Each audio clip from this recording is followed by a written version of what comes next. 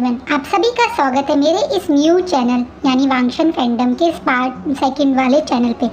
Guys, आप लोगों में से बहुत सारे लोग होंगे जिन्होंने पहले भी ये आवाज़ और मेरे बारे में जानते होंगे। मैं एक वांगशन फैंडम करके चैनल चलाती थी, पर किसी कारण वो अब मैं उस चैनल को एक्सेस नहीं कर पा रही हूँ। इसीलिए मैं आज से इस न्यू चैनल पे अपने वांगशन फैन फिक्शन शेयर किया करूँगी। जो लोग पहले से मुझे जानते हैं उनको इस चैनल पे आने के लिए थैंक यू सो मच, और जो पहली बार आ रहे हैं उनके लिए मैं बता देती हूँ, मैं ऑलरेडी यूट्यूब पे वीडियोस डाल चुकी हूँ। 300 से ज़्यादा मेरी वीडियोस मैं अपडेट कर चुकी हूँ। क्या हुआ है मेरे चैनल के साथ, अगर आप जानने में इंटरेस्टेड हैं तो नीचे डिस्क्रिप्शन में एक इंस्टा अकाउंट पेज है, मैंने उस पर एक रील शेयर की है, आप जाके सुन सकते हैं। Now back to the story. Guys, आज से हम एक न्यू फैन फिक्शन स्टार्ट करने वाले हैं। पहले थैंक यू सो मच जिन्होंने भी मेरे पुराने चैनल पे मेरा लास्ट फैन फिक्शन यानी लैन क्लैन एम्प्रेस एंड एम्पर को बहुत सारा प्यार दिया था, उसके लिए थैंक यू सो मच। आप ही लोगों के प्यार के कारण शायद मैं ये दूसरा चैनल स्टार्ट कर पा रही हूँ, वरना मैंने बिल्कुल मन बना लिया था कि अब मैं कोई यूट्यूब पे शेयर नहीं करूँगी, क्योंकि मेरे साथ जो हुआ उसके बाद मुझे थोड़ा सा डर भी लग रहा था। बट कोई नहीं, आप लोगों के प्यार के कारण मैं वहाँ वापस आ गई हूँ। आज से हम एक न्यू फैन फिक्शन स्टार्ट करने वाले हैं जिसका नाम है टुगेदर फॉरएवर। इस फैन फिक्शन की जो स्टोरी है वो मेरे अब तक के फैन फिक्शन से थोड़ा अलग है। इससे पहले जैसे माई ट्रेजर में मैंने ड्रैगन और नाइनटेल फॉक्स की स्टोरी शेयर की थी, लेकिन ये फैन फिक्शन उससे थोड़ा अलग है। ये एक वेयरवुल्फ, वैम्पायर्स, लाइकेन, इन सब के बारे में है। हाँ, मैं पहली बार इस टाइप का कुछ अटैम्प्ट कर रही हूँ, तो अगर मुझसे कोई मिस्टेक हो तो आप प्लीज़ मुझे माफ़ कर दीजिएगा। स्टोरी का बेस बहुत सिंपल है। सारे क्लैंस, अब मैं उन्हें क्लैंस नहीं बल्कि पैक के नाम से बताया करूँगी।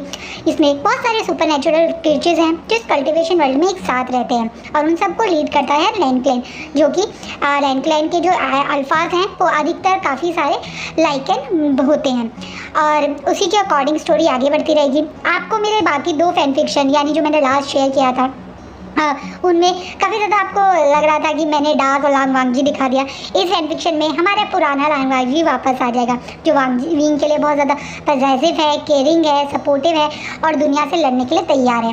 तो ये स्टोरी कुछ इसी टाइप की है। चलिए स्टोरी स्टार्ट करते हैं। कल्टिवेशन वर्ल्ड ये एक अलग तरह का कल्टिवेशन वर्ल्ड है। पहले की तरह ये अब लोगों के पास तलवारें नहीं बल्कि सुपर नेचुरल पावर्स हैं। अलग अलग तरीके से लोग अपने आप को ट्रेन करते हैं इस कल्टिवेशन वर्ल्ड में सर्वाइव करने के लिए। हर क्लैन के पास अपनी एक अलग पावर है, क्योंकि इस कल्टिवेशन वर्ल्ड में सिर्फ एक स्पीशीज नहीं बहुत सारे स्पीशीज रहते हैं। सबसे पहले मिलते हैं जिन क्लैन से। जिन क्लैन एक हंटर क्लैन है, और जिन क्लैन इस समय कल्टिवेशन वर्ल्ड के रिचेस्ट क्लैन में से एक आता है। वैसे इस कल्टिवेशन वर्ल्ड में बहुत सारे ह्यूमंस भी रहते हैं, लेकिन स्पेशल पावर्स वाले लोग यानी हर क्लैन में या एक तरीके से कह सकते हैं पैक के लोगों के पास पावर्स हैं, और वही पावर वाले लोग अपने अपने पैक के लोगों को सेफ्टी और उनके ध्यान रखते हैं। जिस हर पैक में ह्यूमंस भी हैं, कुछ स्पेशल पावर कैरी करने वाले लोग भी हैं। जिन क्लैन हंटर क्लैन के नाम से प्रसिद्ध है, क्योंकि उसे लीड जो करते हैं जिन गॉन्शान और उनकी फैमिली, वो इस पैक के हंटर क्लैन मतलब हंटर है। वहीं दूसरी तरफ है हमारे जियांग क्लैन और नी क्लैन, ये दोनों वेयरवुल्फ क्लैन हैं। हाँ, इन दोनों के पास सेम ही पावर है। ये दोनों वेयरवुल्फ क्लैन में से माने जाते हैं। इनके पैक का ध्यान ये दोनों अपने आप रखते हैं। जियांग फैमिया अपने क्लैन या और पैक यानी जियांग्स का ध्यान रखते हैं। वैसे तो जियांग फैमिया काफ़ी स्ट्रॉन्ग और पावरफुल अल्फा हैं। उनके वेयरवुल्फ मतलब बनना भी काफ़ी ज़्यादा स्ट्रॉन्ग लोग बनते हैं, लेकिन इस क्लैन में एक और सीक्रेट है जो कोई नहीं जानता। सब लोग यही सोचते हैं इस क्लैन के सब लोग आगे वेयरवुल्फ बनेंगे, यहाँ तक कि मैडम यू और जैन फैमिया ने किसी को सच्चाई भी नहीं बताई है कि विभूषण उनका सगा बेटा नहीं है बल्कि एडॉप्टेड बेटा है। उसके कारण बहुत बड़ा है जो आगे एक सस्पेंस की तरह आपके सामने आएगा। लेकिन अभी तो सबको यही लगता है कि जियांग्स क्लैन यानी जैन फैमिया की फैमिली और उनके लोग वेयरवुल्फ हैं, और उनके दोनों बच्चे यानी यानी और जनचा दोनों भी वेयरवुल्फ हैं। विंग को लेकर अभी ये लोग किसी के सामने कुछ नहीं बोलते हैं, ये बोल के कि शायद उसे उससे की अभी पावर नहीं मिली। लेकिन सब लोग ये भी नहीं जानते कि विंग है क्या। हाँ, बाकी सबके बारे में सबको पता है, यानी सबका सेकंड जेंडर सब लोग जानते हैं। जैसे यानली एक बेटा है, मतलब हमारे जैन फैमिया अल्फा है, उनकी वाइफ जो कि एक लूना के नाम से भी फेमस है, मैडम यू भी एक अल्फा है और उनका बेटा यानी जंजा एक अल्फा है, लेकिन वी अल्फा है, ओमेगा है या बीटा है, किसी को अभी नहीं पता, कोई नहीं जानता वो अभी क्या है। इसलिए अभी ये भी माना जाता है कि उसका जब तक उसे सेकंड जेंडर पता नहीं चलेगा, शायद इसी कारण वो वेयरवुल्फ नहीं बन पाता है। और सब लोग यही सब बात सोचते हैं। चलिए, आपको मैंने छोटे क्लैंस के बारे में तो बता दिया, अब दो बड़े बड़े क्लैंस के बारे में बताती हूँ, या ये कह सकते हैं पैक्ट के बारे में। ये दोनों क्लैन और पैक्ट एक दूसरे के बहुत बड़े दुश्मन हैं, क्योंकि ये दोनों हैं वैम्पायर क्लैन, मतलब एक तरह वैन क्लैन, और लाइकेन क्लैन यानी लैन क्लैन। लाइकेन सबसे ज़्यादा स्ट्रॉन्ग माने जाते हैं इस कल्टीवेशन वर्ल्ड में, वो हज़ारों साल तक जीते हैं, उनके पास बहुत सारी पावर्स हैं, और सबसे बड़ी बात वो वेयरवुल्फ, हंटर, यहाँ तक कि वैम्पायर्स की पावर्स को भी अपने अंदर ऑब्जर्व कर सकते हैं। लाइकेन को सबसे ज़्यादा स्ट्रॉन्ग माना जाता है, इसी कारण लाइकेन ही इस समय इस पूरे कल्टीवेशन वर्ल्ड में इनडायरेक्टली रूल करते हैं सब जगह। उन्हीं की कोई भी डिसीजन हो उनसे बिना पूछे नहीं लिया जाता, सब जगह उनकी मर्जी के बाद ही काम किया जाता है। इस बात से सबसे ज़्यादा वैन क्लैन चिढ़ता है। वैन क्लैन के अकॉर्डिंग वैम्पायर्स के पास भी बहुत पावर है, वैम्पायर्स भी अपने आप में बहुत स्ट्रॉन्ग वॉरियर्स हैं, तो उसके बावजूद उन्हें क्यों नहीं वो पावर मिलती, इस चीज़ का गुस्सा भी है। लेकिन जब सब लोग क्लैन वालों ने मिलकर वैन क्लैन को ये रियलाइज़ करवाया कि वो वैम्पायर्स तो हैं, लेकिन वो प्योर ब्लड वैम्पायर नहीं है, हाँ वो खुद से बने हुए वैम्पायर नहीं है, बल्कि एक वैम्पायर ने उन्हें ह्यूमन से वैम्पायर में कन्वर्ट किया है, तो उनके पास वो उतनी पावर नहीं होगी जितनी पावर एक ओरिजिनल वैम्पायर के पास होती है। इसी कारण उन्हें वो पावर नहीं दी जा रही। लेकिन इस चीज़ की नाराज़गी और गुस्सा वैन रोहन को सबसे ज़्यादा है। वैन रोहन अपने आप को स्ट्रॉन्ग बनाना चाहता है, इसलिए वो गलत चीज़ें भी कर रहा है। एक बहुत पुरानी बुक वो काफ़ी टाइम से ढूंढ रहा है। उस बुक का राज ये कल्टीवेशन वर्ल्ड में शायद ही कोई लोग जानता होगा। कहा जाता है ये बुक जब ये कल्टीवेशन वर्ल्ड फॉर्म हुआ था, तब मून गॉडेस और सन गॉड ने मिलकर लिखी थी। उस समय दो फेरीज थी जिन्हों कल्टीवेशन वर्ल्ड में आई थी, जो एक प्योर एनर्जी फेरी थी और एक डार्क एनर्जी फेरी थी। प्योर फेरी को लाइट फेरी बोला जाता है और डार्क एनर्जी वाली फेरी को डार्क फेरी बोला जाता था। सब लोग लाइट फेरी को ही वर्शिप करते थे, उसकी बात फॉलो करते थे। इसी चीज़ का गुस्सा डार्क फेरी को था और उसने काफ़ी सारी चीज़ें करी थी। उसने बहुत सारी नेगेटिविटी जनरेट करके एक बहुत बड़ा वेपन बनाया था, जिसे इन आयरन भी बोला जाता है। वो वेपन अभी कहाँ है, किसके पास है, कैसे कंट्रोल किया जाता है, किसी को उसकी नॉलेज नहीं है। सच्चाई तो ये है वो सारी चीज़ें लोगों के दिमाग से मिटा दी गई थी कि डार्क फेरी से रिलेटेड, इसलिए लोगों को याद नहीं है। लेकिन कहा जाता है एक बुक थी जो खुद उस डार्क फेरी ने लिखी थी।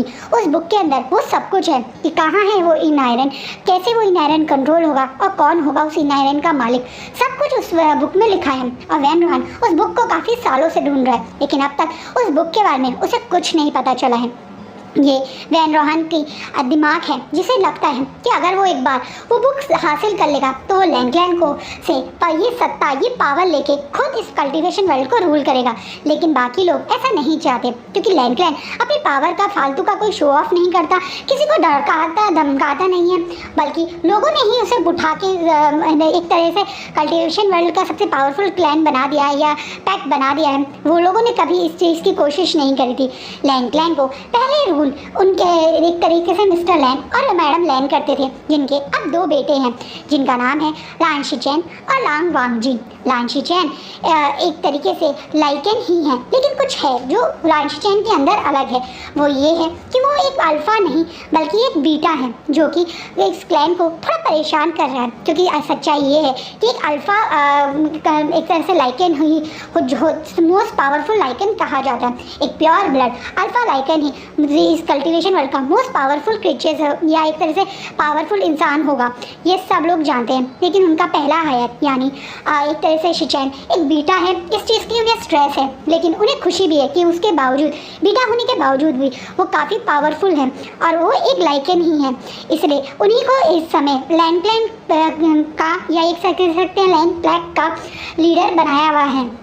जो छोटा भाई अभी काफ़ी छोटा है, सिर्फ 16 साल का है। वैसे तो कल्टीवेशन वर्ल्ड को पास खुद इतनी पावर है, इतना सब कुछ है, लेकिन उसके बावजूद वांग जी सबसे अलग है। वांग जी बहुत ज़्यादा स्ट्रॉन्ग प्योर ब्लड अल्फा है। वो एक लाइकन है, ये भी सबको पता है। वांग जी के कारण ही शायद शिचैन को इस समय सबसे स्ट्रॉन्ग लीडर के नाम से जाना जाता है। शिचैन 20 साल के हैं और वांग जी 16 साल के हैं। शिचैन इस समय इतनी कम उम्र में इस पूरे कल्टीवेशन वर्ल्ड के मोस्ट पावरफुल पर्सन में से एक कहा जाता है। उनके फादर की डेथ बहुत पहले हो गई थी और उनके अंकल यानी लान कुरैन एक कैसे कह सकते हैं शुरुआत से ही कभी लाइकन बन ही नहीं पाते थे। इसी कारण वो सिर्फ एक वेयरवुल्फ है, यानी वो पहले ऐसे क्लैन के पर्सन थे जो कि पूरी एक तरह से क्लैन लाइकन की पावर कैरी नहीं करते थे। इसी कारण वो उस समय लीडर नहीं बन पाए थे। उन्हीं के छोटे बेटे बड़े बेटे यानी शिचैन मतलब मिस्टर लैन के बड़े बेटे शिचैन को ही सारी रिस्पॉन्सिबिलिटी आ गई थी, लेकिन उनकी मदद उनके अंकल ने ही करी थी। कहने के लिए लान कुरैन के पास पावर नहीं है, लेकिन दिमाग से समझदारी में वो सबसे आगे हैं। इसी कारण वो अपने एक तरह से 15 साल के छोटे से नेफ्यू की मदद करके इस क्लैन को पावर को मेंटेन करे रखा, और उसके बावजूद भी लैन क्लैन ही सबसे ज़्यादा स्ट्रॉन्ग पावरफुल क्लैन बना रहा। ये इस कल्टीवेशन वर्ल्ड के बारे में मैंने आपको क्लियरली बता दिया है। अब आगे चलिए स्टोरी स्टार्ट करते हैं। लांग वांग जी इस समय इस बड़ी सी बिल्डिंग के ऊपर खड़े हैं और इस समय नीचे देख रहे हैं। वांग जी के मन में इस समय क्या चल रहा है कोई नहीं समझ पा रहा है। कहने के लिए वांग जी इस समय मोस्ट पावरफुल एक लाइकन है, जिसके पास इतनी पावर है कि वो 1 मिनट में पूरे के पूरे कल्टीवेशन वर्ल्ड को बर्बाद कर सकता है। लेकिन उसके बावजूद आज ये मोस्ट पावरफुल पर्सन बहुत ज़्यादा वीक, कमज़ोर और हारा हुआ लग रहा है। कारण है उनके ब्रदर जो इस समय इसी हॉस्पिटल के अंदर आईसीयू में हैं और कहा जा रहा है कि वो कब होश में आएंगे कुछ पता नहीं चलेगा। क्या पता वो होश में आए भी या ना आए। वांग जी जिसकी लाइफ में रह दे के फैमिली के नाम पे सिर्फ एक भाई ही रह गया था, वो आज पूरी तरह से अपने आप को लोनली और बेचारा महसूस कर रहा है। वांग जी महसूस कर रहा है कि आज उससे ज़्यादा कमज़ोर, उससे ज़्यादा वीक कोई नहीं है। चाहे कोई माने या ना माने, पर वांग जी अंदर से बहुत ज़्यादा इमोशनली पर्सन है। ऊपर से हमेशा कोल्ड फेस रखने वाले मोस्ट हैंडसम अल्फा लांग वांग जी, जिनके चेहरे पे कोई एक्सप्रेशन नहीं दिखता, जो जल्दी से कुछ ज़्यादा बोलते नहीं, वो अंदर से बहुत ज़्यादा इमोशनली सॉफ्ट पर्सन है, जो इमोशनली लोगों के साथ कनेक्ट होना जानते हैं। और उनके ब्रदर तो उनकी दुनिया थे। अपने ब्रदर के लिए वो कुछ भी कर सकता है, और वो आज वो बेचारा हारा हुआ खड़ा है। इस समय इस हॉस्पिटल के टेरिस पे खड़े हुए वांग जी नीचे देख रहा है। मन में अजीब अजीब से ख्याल आ रहे हैं। एक तरफ लग रहा है कि अभी इसे टेरिस पे जंप लगा के अपनी लाइफ ख़त्म कर दे, तो दूसरी तरफ लग रहा है वो ऐसा नहीं कर सकते, क्योंकि अब लैंड पैक की पूरी रिस्पॉन्सिबिलिटी वांग जी के ऊपर आ गई है। ब्रदर के जाने के बाद अब वांग जी को ही इस कल्टीवेशन वर्ल्ड को संभालना है, अपने पैक को संभालना है, बाकी पैक का सपोर्ट करना है, वरना वैनक्लैन क्या कर सकता है वांग जी अच्छे से समझता है। वो पहले से ही अपनी पावर बढ़ाने की वजह से अलग अलग क्लैन के ह्यूमंस के ऊपर अटैक करके उनका ब्लड पी रहे हैं। इस चीज़ का वांग जी को पता है और वांग जी उस चीज़ से भी परेशान है। वो इस लाइफ को कैसे जिएगा वो समझ नहीं पा रहा है। बारिश भी बहुत तेज हो रही है, जो वांग जी के अंदर के उस पेन को जिसे वो रोके नहीं निकाल सकता, बारिश की बूंदों से कोशिश कर रहा है निकल जाए। वहीं उसके सारे बॉडीगार्ड्स इस पूरे हॉस्पिटल के चारों तरफ खड़े हुए हैं। यहाँ तक कि इस टेरिस के डोर पे भी काफ़ी सारे बॉडीगार्ड खड़े हुए हैं, क्योंकि अब सब समझ चुके हैं कि सबसे पावरफुल इस कल्टीवेशन वर्ल्ड का पावरफुल, सबसे ज़्यादा रिच, सबसे ज़्यादा एक तरीके से पावर होल्ड करने वाला पर्सन इस टेरिस पे अकेला खड़ा है। हाँ, आज वांग जी को कुछ समझ नहीं आ रहा है। वहीं वांग जी जब इस बारिश में खड़े हुए घंटों तक अपने आप के अपनी सोच में गुम था, सडनली उसे नीचे एक चीज़ दिखती है। एक ऐसी चीज़ शायद जो वांग जी इस समय भगवान से विश कर रहा था, शायद उसकी डेस्टिनी ने उसे वो होप जिसके लिए वो जीना चाहता है वो दिखा दी। बाहर रीश में दूर खड़ा हुआ एक पर्सन जिसके बाल काफ़ी लंबे हैं, उसने ऊंची सी पॉनी टेल बनाई हुई है, ब्लैक कलर की जैकेट डाली हुई है, ब्लैक कलर की एक टी शर्ट डाली हुई है, रफ जीन्स डाली हुई है, और बिना छाते के वो भी बारिश में उसी तरह से भीग रहा है। शायद इसी कारण वांग जी की नज़र सबसे पहले उस पर्सन पे जाती है, क्योंकि यहाँ पे इतनी तेज़ बारिश हो रही है कि अब इस रोड पे लोग या तो सिर्फ छाता लेके खड़े हुए हैं या रोड ऑलमोस्ट खाली है, क्योंकि बारिश काफ़ी देर से हो रही थी। अब पर वांग जी की तरह वो पर्सन भी काफ़ी देर तक तक उसी जगह उसी बस स्टॉप पे खड़ा हुआ है। वांग जी काफ़ी दूर होने के बाद बारिश होने के कारण उस पर्सन को ज़्यादा गौर से पहचान नहीं पा रहा, लेकिन जैसे ही थोड़ी सी बारिश हल्की होती है वांग जी को उस पर्सन का चेहरा साफ साफ दिखता है और वांग जी के मुंह से एकदम से निकलता है विंग। हाँ, ये तो उसका विंग है, वो विंग जिसे वो 7 साल से ढूंढ रहा है, वो विंग जो अचानक से एक दिन बिना किसी को बताए कल्टिवेशन वर्ल्ड से गायब हो गया था। वो विंग आज यहाँ इस बस स्टॉप में इस बारिश में क्या कर रहा है? वांग जी तुरंत अपने बड़े बड़े कदमों से विंग की तरफ दौड़ पड़ता है। शायद आज विंग को देख के उसकी लाइफ में वो होप आ गई है जिसे वो जीना चाहता है, जिसके लिए वो अब यहाँ से नीचे उतर के उस वर्ल्ड में जाना चाहता है जिसे काफ़ी देर से वो खड़े होकर देख रहा है। वांग जी भागता हुआ डोर से उस डोर को खोल के सीढ़ियों से भागने लगता है। उसके बॉडीगार्ड्स, उसके वो लोग जो उसके साथ रहते हैं वो भी काफ़ी शौक है। वांग जी के 2 सबसे स्पेशल लोग हैं जिन्हें जो हैं सॉन्गलैन और शाओ शिनशन। ये दोनों वांग जी के right hand and left hand कह सकते हैं। ये दोनों हमेशा वांग जी के साथ रहते हैं। ये दोनों ही वेयरवुल्फ हैं और काफ़ी स्ट्रॉन्ग और पावरफुल वेयरवुल्फ हैं। ये एक कपल है, यानी इनमें से एक अल्फा है और एक बीटा है। ये दोनों जब वांग जी को इस तरीके से पागलों की तरह भागते हुए देखते हैं तो वांग जी के पीछे ऐसे ही दौड़ने लगते हैं। वांग जी के बाकी बॉडीगार्ड्स भी काफ़ी घबरा और शॉक्ड हो जाते हैं। एकदम से वांग जी को इस तरीके से भागते हुए दौड़ते हुए देखते हैं। वांग जी जो हमेशा एक एडिकेट के साथ रहता है, चलना ज़्यादा जोर से ही चलता नहीं है, दौड़ना भागना तो शायद ही लोगों ने इसे पहले कभी देखा होगा। और ये वांग जी तो जैसे कोई पागल पर्सन हो जिसे भाग के किसी चीज़ को पकड़ना चाह रहा हो, कोई शेडो को छूना चाह रहा हो, ऐसा फील हो रहा है। वांग जी दौड़ता हुआ उस जगह जाता है तो देखता है कि उस जगह अब विंग नहीं है, लेकिन हाँ एक बस जा रही है। वो बस में विंग है। वांग जी ये महसूस कर चुका है क्योंकि विंग शायद अभी अभी उस बस में चढ़ा है और अभी सीट पे बैठा नहीं था। वांग जी जैसे पागलों की तरह अब तक इस बस स्टॉप की तरफ दौड़ता हुआ आया था, वैसे ही पागलों की तरह बस के पीछे दौड़ने लगता है, विंग विंग करके चिल्लाने लगता है। वांग जी का ऐसा रूप देख के सब लोग शॉक है। उसके बॉडीगार्ड, उसके फ्रेंड्स यानी शाओ शिनशन और सॉन्गलैन, ये लोग भी शॉक है। ये लोग भी समझ नहीं पा रहे हैं कि वांग जी को क्या हो गया। विंग का नाम इन दोनों ने पहले कई बार सुना है, लेकिन विंग को भी इन लोगों ने कभी नहीं देखा है। विंग का नाम इन्होंने इसलिए सुना है क्योंकि वांग जी हर बार इन्हें विंग को ढूंढने के लिए बोलता था और ये भी काफ़ी दिनों से विंग को ढूंढ रहे थे, लेकिन इन्हें भी विंग के बारे में कुछ पता नहीं चला था। इस तरीके से पागलों की तरह विंग के नाम लेके एक बस के पीछे दौड़ते हुए अपने बॉस को देख के ये दोनों भी शौक हैं। ये भी वांग जी की तरह इसी तरह इसके पीछे दौड़े।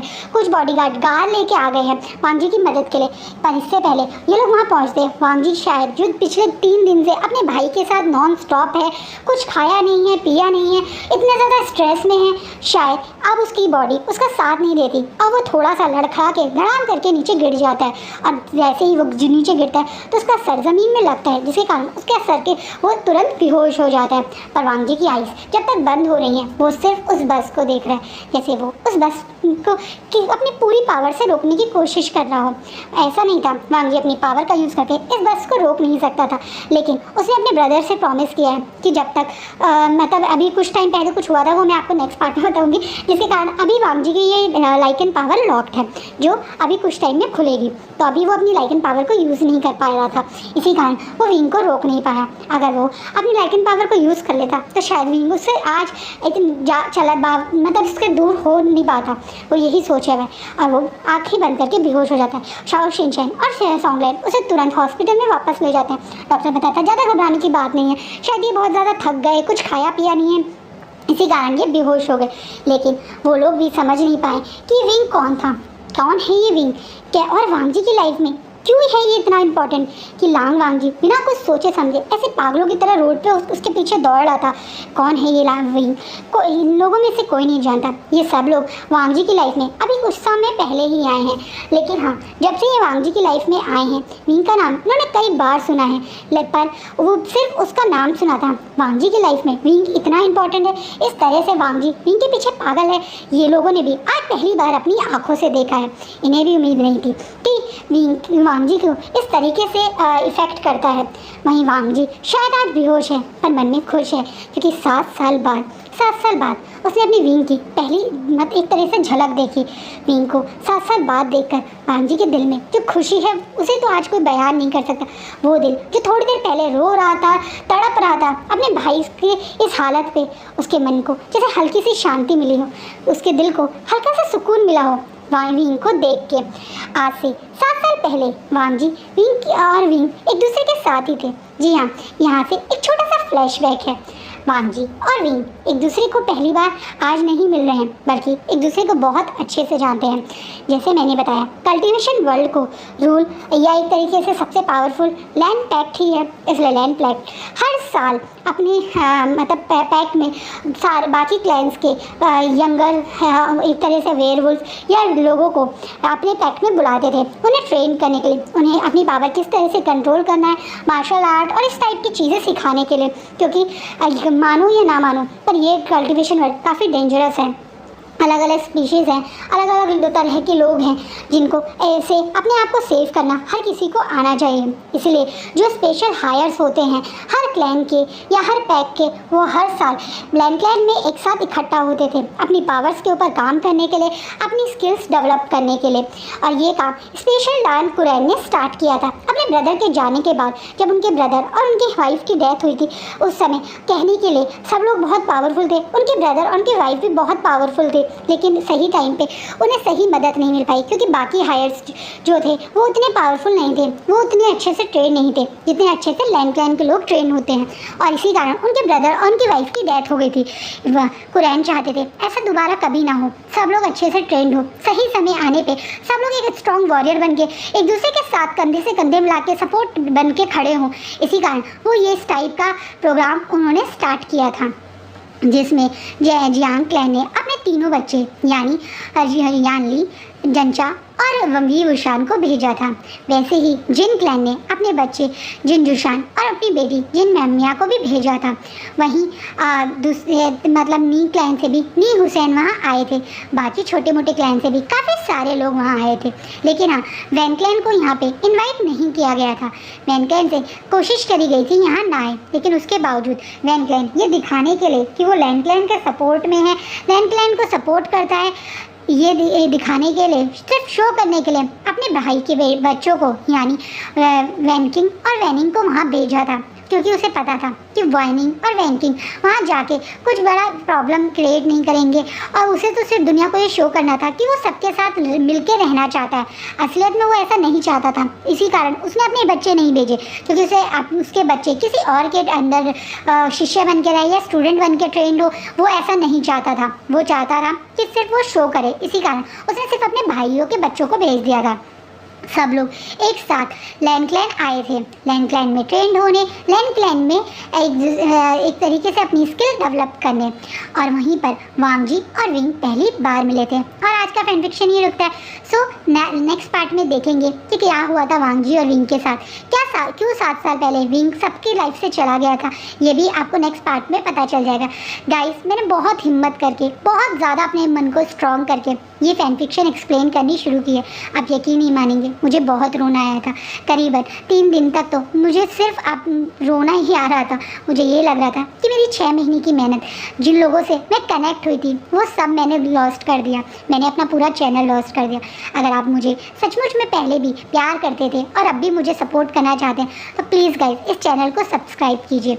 जितनी जल्दी मैं 1000 सब्सक्राइबर अचीव कर लूँगी, उतनी ही जल्दी हो सकता है मैं अपना पुराना चैनल भी वापस ले लूँ। क्योंकि मुझे एक यूट्यूबर से बात हुई थी। वो यूट्यूबर टेक्निकल यूट्यूबर थे। उन्होंने बताया था कि आप अपनी जीमेल आईडी तो शायद अब वापस नहीं पा पाएंगे, लेकिन आप ये अपना यूट्यूब चैनल वापस ले सकती हैं अगर आप आपका नए चैनल के दौरान मैंने अपने पहले चैनल को मोनेटाइजेशन नहीं करा था। मतलब लोग करते ना, मैंने अप्लाई ही नहीं किया था डर के मारे। तो अगर मैं इस चैनल पर मोनेटाइजेशन की एप्लीकेशन डालूंगी तो शायद यूट्यूब टीम मुझसे खुद कनेक्ट करेगी, और तब मैं उनसे रिक्वेस्ट कर सकती हूँ कि मेरे पुराने चैनल को अगर मुझे एक्सेस मिल पाए। वो भी मुझे पता नहीं मिल पाएगा ही नहीं पाएगा, पर मैं अटैम्प्ट करना चाहती हूँ और मैं आप लोगों की उसमें हेल्प चाहती हूँ। प्लीज़ मेरे इस चैनल को सब्सक्राइब कीजिए। जितनी जल्दी आप इस चैनल को सब्सक्राइब करेंगे, हम जितनी जल्दी यूट्यूब टीम से कनेक्ट कर पाएंगे, उतनी ही जल्दी मैं अपना पुराना चैनल भी एक्सेस कर पाऊँगी। इसलिए मैं आपसे हाथ जोड़ के रिक्वेस्ट कर रही हूँ, प्लीज़ मेरे चैनल को सब्सक्राइब कीजिएगा। मुझे पैसे नहीं चाहिए, टू बी ऑनेस्ट। शायद मैंने इसी कारण अपने पुराने चैनल को मोनेटाइजेशन करी भी नहीं थी। बस मुझे अपने पुराने सब्सक्राइबर चाहिए। मुझे उन लोगों से बात करना, उनके कमेंट्स का रिप्लाई करना बहुत पसंद था। मैं लास्ट मतलब जब फैन फिक्शन एक्सप्लेन कर रही थी तो काफ़ी दिन से उनके कमेंट्स का भी रिप्लाई नहीं कर पा रही थी, वही कुछ टेक्निकल एरर के कारण। और मुझे ये चीज़ लगती थी कि शायद मैं अपने चैनल को वापस पा पाऊँगी, यानी मुझे मेरा चैनल वापस मिल ही जाएगा। इसी कारण मैंने कभी अपनी यूट्यूब वीडियो में भी इस चीज़ का डिस्कशन नहीं किया था, और मुझे अब उस चीज़ की बहुत ज़्यादा गिल्टी महसूस हो रहा है। शायद मैं शुरू में ही कह देती तो आप लोग अब तक इस चैनल से कनेक्ट हो ही पाते। सॉरी, बहुत लंबा और बहुत इमोशनल होके मैं बोल पड़ी, पर प्लीज़ मेरे इस चैनल को सब्सक्राइब कीजिए, वीडियो को लाइक कीजिए, और जितने भी लोग आप एक दूसरे से कनेक्टेड हैं मेरी वीडियो आपस में शेयर कीजिए, ताकि मैं जल्द से जल्द अपने पुराने सब्सक्राइबर से कनेक्ट हो पाऊँ, जिन लोगों से मैं पहले बातें करती थी, जिन लोगों के जो मेरे पहले सब्सक्राइबर थे, मुझे मेरे वो सब्सक्राइबर मिल पाएँ। Thank you.